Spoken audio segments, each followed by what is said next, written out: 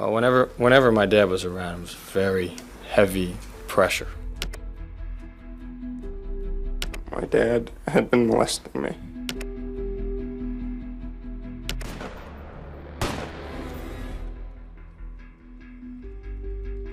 They have been in prison for nearly 35 years.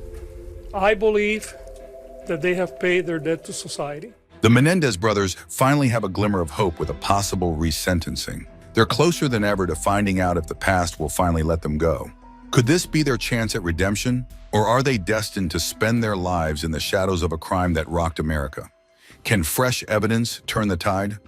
Los Angeles County's District Attorney, George Gascon, has just thrown a shocker by filing a petition that could unlock the cell doors for Eric and Lyle Menendez, the infamous brothers who've spent decades behind bars for the brutal murder of their parents. Yep, you heard that right. Gascon believes they've paid their debt to society, creating a new chapter in this wild case. Okay, to give you a better perspective, the DA's petition seeks to resentence them to 50 years to life for those first-degree murder charges. Under California law, since they were under 26 when they committed the crime, Eric and Lyle could qualify for youth parole, meaning that after 30 years in prison, there's a chance they could walk free. Now it's up to a judge to decide if this bombshell petition gets approved, and if it does, a parole board will judge whether the Menendez brothers are ready to rejoin society. And that's not all. The courtroom drama is just heating up. At another press conference, Nancy Tiberge, the deputy in charge of Gascon's resentencing unit, dropped a hint. She's aiming to get this petition in front of a judge within the next 30 to 45 days. The Menendez brothers might even attend this hearing, either in person or over Zoom. Will the judge agree to the DA's bold move? Only time will tell. But one thing's clear. This game-changing decision didn't just come out of the blue. Last year, the Menendez brothers' attorneys dropped new evidence that allegedly exposed years of dark abuse inflicted by their father, Jose Menendez, a wealthy music executive with a seemingly perfect life. And as the story resurfaced, it wasn't just their family backing them. A wave of celebrities and human rights advocates called out to DA Gascon, urging him to reconsider their sentences in light of this fresh evidence and a growing understanding of sexual abuse victims' trauma. Just a little pointer here. Eric and Lyle were convicted in 1996 after a trial so sensational it ended with a deadlocked jury, leaving the country glued to their screens. The brothers claimed self-defense, revealing alleged abuse from both parents. But prosecutors fired back, denying the abuse claims and insisting the motive was all about money, the family fortune, valued around $15 million. The case picked up steam recently, thanks to a series of intense documentaries and a true crime drama that thrust the Menendez brothers back into the spotlight. So what's next for the Menendez brothers? According to Tiberge, the resentencing unit is teaming up with the defense to set a date in court where this petition will finally be heard. The decision lies in the hands of a judge, who will determine if the brothers should be eligible for parole. If the judge gives the green light, they'll face a parole board, which will dig into one crucial question. Have these infamous brothers truly changed, and are they safe to rejoin society? But here's where it gets spicy. This isn't a done deal just yet. Gascon revealed that while he and parts of his team stand behind the push for resentencing, there are people within his office who don't agree and may actually fight to keep the brothers locked up. It's very possible some of our team will be in court opposing the resentencing, Gascon said, openly inviting any dissenters to make their case. Looking at George's interest in the case, everyone's been thinking, what tipped the scales for DA Gascon's shocking decision? It turns out he didn't make the call until an hour before his news conference, after weighing intense arguments from both sides. Some on his team pushed hard for the Menendez brothers' release, convinced that they deserved a second chance. Others, they were adamant the brothers should remain behind bars forever, questioning whether the abuse claims were even true. Gascon ultimately came to believe that Eric and Lyle had endured intense trauma and abuse in their own home, making him confident that, under the law, resentencing is appropriate. But there's more. This wasn't just about their past. Gascon noted how even while locked up with no real hope of freedom, the brothers have made serious strides in bettering themselves and those around them. Over the years, they've created support groups to help inmates tackle untreated trauma and even stepped up for disabled prisoners. In fact, Lyle Menendez went as far as negotiating for better conditions for fellow inmates, moves that show a deep shift in character. So what exactly is the new evidence that shook up this decades-old case? A haunting letter was allegedly written by Eric Menendez to his cousin, Andy Cano, just 8 months before the murders. In it, Eric lays bare the nightmare he says he endured, describing his father's abusive behavior with raw, disturbing clarity. "I've been trying to avoid Dad. It's still happening, Andy, but it's worse for me now," Eric wrote, adding, "I never know when it's going to happen, and it's driving me crazy, but it gets even darker." The letter continues, "I know what you said before, but I'm afraid you just don't know Dad like I do. He's crazy. He's warned me 100 times about telling anyone." These words, chilling and desperate, formed a cornerstone of the 2023 habeas corpus petition filed by their attorneys, who argue that Eric's letter is proof of a pattern of abuse the brothers suffered.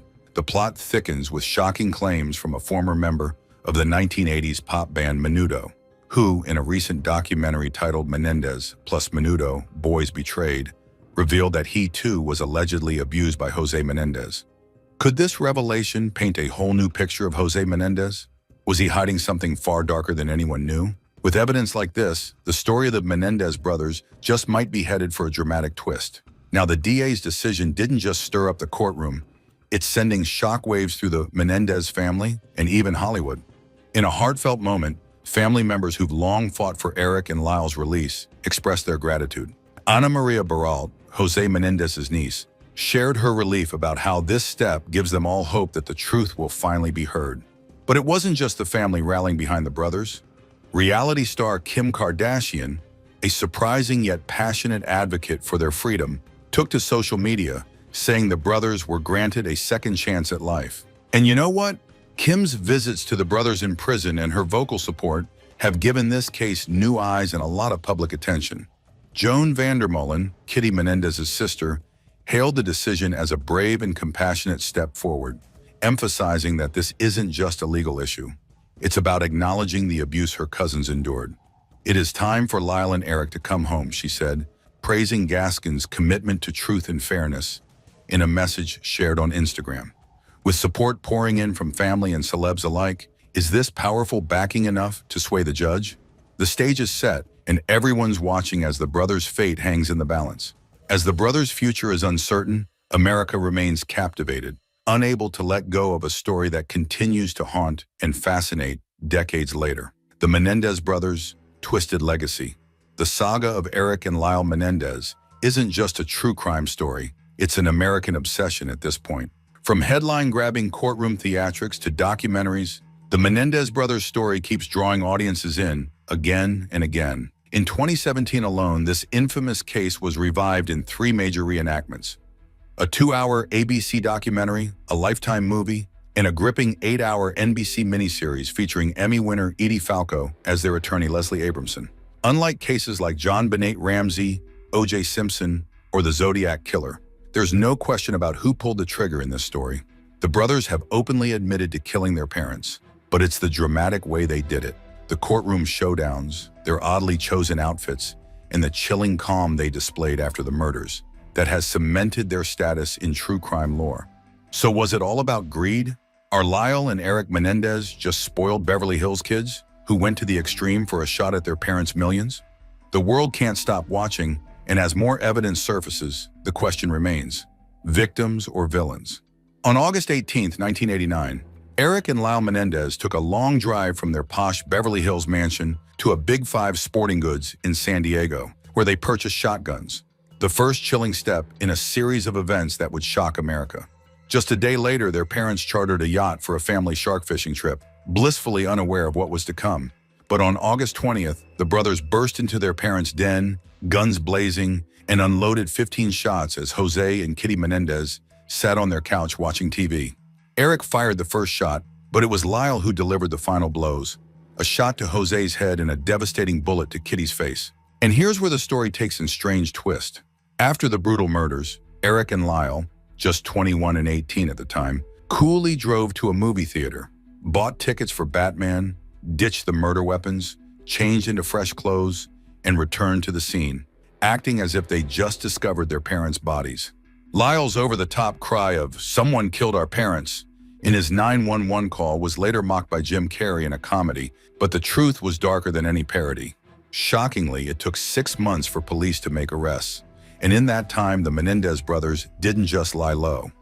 They went on a jaw-dropping spending spree, splurging an estimated $1 million on parties, trips, and luxury shopping sprees. Just days after the murders, Lyle dropped $15,000 on 3 Rolex watches. And in a dark moment, he even joked to his father's secretary, "Hey Marzi, who said I couldn't fill my father's shoes?" All while casually asking a friend in the same car about getting tickets to the US Open. After ditching the family's Beverly Hills mansion, these brothers went all out, hopping from one luxury hotel to another, before finally buying waterfront condos in Marina del Rey. And these weren't just any condos. They were party central. Movie nights with friends, stylish clothes, and a little risky fun were all part of the package. Eric went all in, spending on a Rolex, high-end clothes, and oh yeah, he lost thousands at the casino. But UCLA? That was off the table. Instead, he pumped $60,000 into a tennis coach, chasing dreams of going pro, hitting the courts 10 hours a day, and even flying out to the Middle East for tournaments. Meanwhile, Lyle had his own game plan, and college classes definitely weren't part of it. He returned to Princeton, but his main focus was on business pursuits and, you guessed it, shopping sprees across New Jersey and New York. Armed with a team of bodyguards, Lyle's shopping sprees were legendary, with receipts rolling in for $40,000 in clothes and a $60,000 Porsche. But that's not all. He even bought a popular student hangout spot, Chuck's Spring Street Cafe, for a whopping $550,000, rebranding it as Mr. Buffalo's for its signature spicy wings, hoping to turn it into a franchise. Can you believe he called this his small restaurant dream? This cafe was just the start for Lyle, who launched his new venture, Menendez Investment Enterprises. What's more, he hired Princeton buddies to help oversee his budding empire, envisioning a lineup of restaurants, real estate, and, taking a page from his dad, entertainment. He even dabbled in the concert world, trying his hand as a rock concert promoter, though that one didn't exactly go as planned. You see, these brothers weren't just dreaming small, they had plans that went far beyond fame and fortune. Athletic achievements, a shot at the music industry, financial empires, and even politics. Eric once shared his bold vision. "My brother wants to become president of the US. I want to be a senator and stand with the people of Cuba."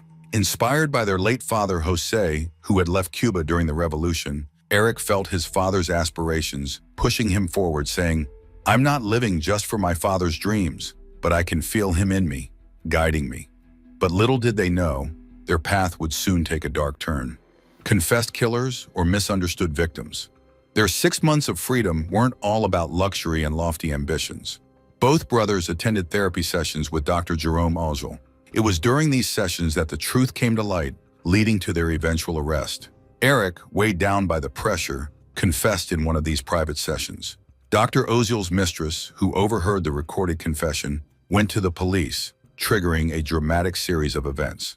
On March 8, 1990, Lyle was arrested in Beverly Hills.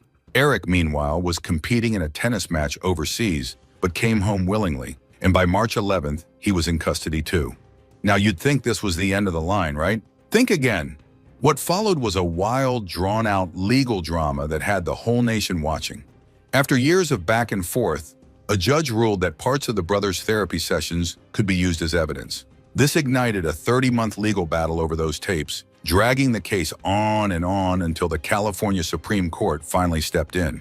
Both brothers were officially indicted on December 7, 1992. Separate trials followed, but in both cases the juries were deadlocked, leading the judge to declare mistrials. This nail-biting process continued until April 17, 1996, when a final jury found the brothers guilty together. The first trials? Total shockers, and they ended in mistrials. Why? The defense unleashed an unexpected twist that turned the case on its head. Leslie Abramson, a powerhouse attorney described by the Washington Post as a 4'11", fire-eating, mud-slinging, nuclear-strength pain in the legal butt, argued that Lyle and Eric had been victims of their father's abuse since childhood. But hold on, this was only the beginning of a shocking courtroom drama. With Abramson leading the charge, the brothers painted a painful picture of years of relentless mistreatment. The defense claimed that things escalated in the weeks before the tragic event when the brothers allegedly confronted their father, threatening to go public with his actions if he didn't stop. The brothers' team argued they weren't just fearful, they were terrified for their lives. That's why, they said, they bought those weapons. A tale like this was sure to stir the nation, but was it enough to sway public opinion? With their father gone, there was no way to confirm or deny these claims, and the public had already been fed the story of spoiled, reckless, rich kids. By the time the brothers shared their version of events, the public had made up its mind, rooting against them while the media painted them as villains. But could the defense's shocking revelations turn the tide? Deputy District Attorney Pamela Bozanic didn't hold back when she had Lyle on the stand. What you did was, you killed your parents and then began to spend their money. Right? She pressed, her words hitting hard. Lyle's reply? Calm, almost too calm. Well, that's something that happened, he responded, but I don't think characterizing it that way is putting it in the right context. Then Bozanic hit him with even harsher questions. Why did you need to buy a Rolex watch 4 days after your parents were killed? Although Lyle replied that he didn't need to do it, Pamela wasn't having any of it. Now, the courtroom wasn't the only place they faced harsh criticism. Even their emotional stories of past abuse were met with skepticism and scorn. In a biting October 1993 sketch, Saturday Night Live parodied their flat, emotionless tone, with John Malkovich in a royal blue sweater, mocking their tearful moments. The studio audience needed no more than that to erupt in laughter. But their most uncomfortable moment was still to come. After the final verdict, but before sentencing, the brothers sat down for one last interview with Barbara Walters. When Walters bluntly called them spoiled, Eric tried to defend himself, saying, "I'm just a normal kid." Walters' reaction? She almost cried out, unable to hold back her disbelief. "Eric, you're a normal kid who killed your parents." Eric just gave a slow, unsettling smile. I know. The nerve, right? This case had America questioning, was it truth or a well-played performance? Despite their pleas to stay together, the Menendez brothers were separated and remained miles apart, each serving a life sentence in different prisons. Yet, behind bars, life didn't stop for either of them. Both found love in the most unexpected places. Lyle even married twice. His first wife, a former model, was followed by his current wife, Rebecca Sneed, a magazine editor who later became an attorney. Eric, meanwhile, married Tammy Sackelman, a blonde pen pal with whom he'd shared letters for 6 years. But the brothers weren't the only ones who gained a bit of fame from the case. The sensational trial turned both the Menendez brothers and their legal team into minor celebrities. Decades later, Deputy District Attorney Pamela Bozanic still makes waves. Appearing on Murder Made Me Famous in 2015, she doubled down on her conviction, stating she was completely sure the abuse claims were fabricated. Wondering how she could be so sure? The inside scoop will raise some eyebrows. According to Bozanic, she had courtroom whispers to back her up, claiming that the bailiffs told her during the trial that the brothers would high-five each other, especially after they felt they'd nailed their testimony. Did they really have everyone fooled, or was there more to the story? This case has kept America guessing, and the questions just keep on piling up. Do you think justice was truly served? Or is there more to the Menendez brothers' story than we'll ever know? Let us know in the comments. If you enjoyed the video, don't forget to hit the like and subscribe button for more.